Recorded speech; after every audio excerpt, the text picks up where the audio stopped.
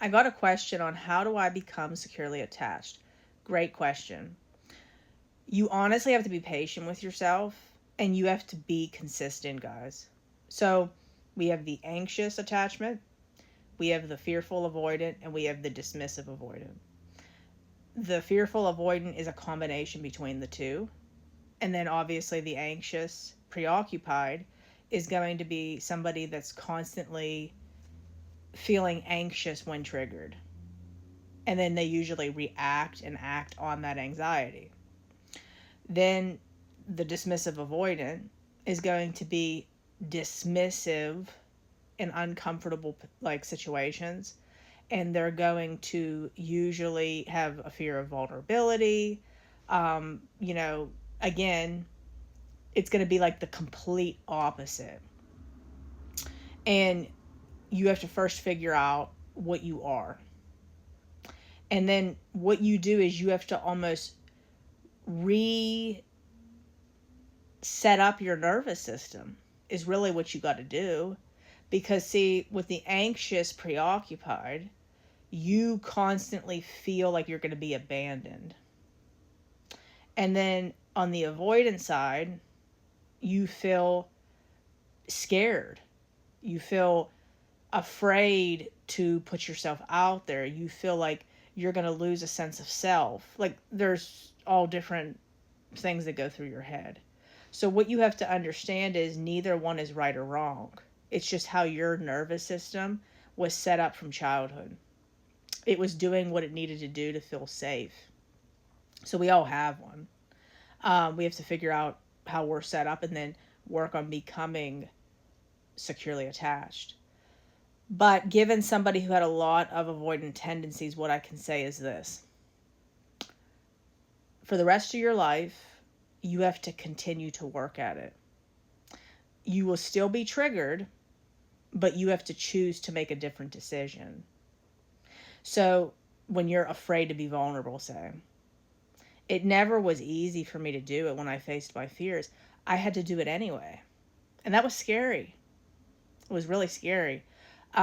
When I, felt suffocated, I had to understand that I was okay.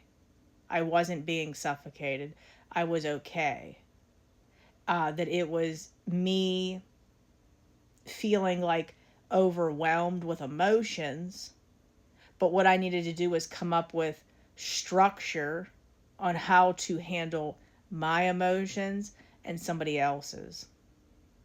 And then, because I was kind of like a combination of the both, like the fearful avoidant, which is where you have both.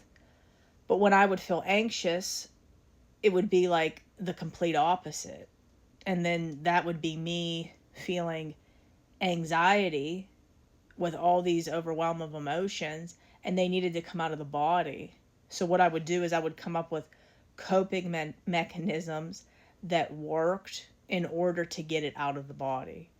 So you got to do what's best for you, but becoming securely attached is something you got to work at, for a while, and you got to be consistent after the fact. So it's one of those things where it's not a one size fits all forever. Like, you have to figure out how you specifically work. How do I react? Are they relatively the same? Like the most people that have avoidant attachment, are they usually the same? Yeah, but some are more severe than others. And then obviously biology plays a lot into it, because if you're a woman, you're going to have a little bit of, there's going to be a little bit of differs to that versus a man, because biology does play a role in that. So I hope that helps. I can get more into it in a separate video, but becoming securely attached is one of the best things you can do for yourself, because when you see that it's all the nervous system, you will have better relationships. You won't chase people away, because at the end of the day, our perceptions of life are all different because we all perceived our childhood differently. So it's all the nervous system. We got to figure out how to navigate through our triggers. And God wants you to be able to get healthy. He wants you to be able to have healthy connection with people. I hope this helps. God bless.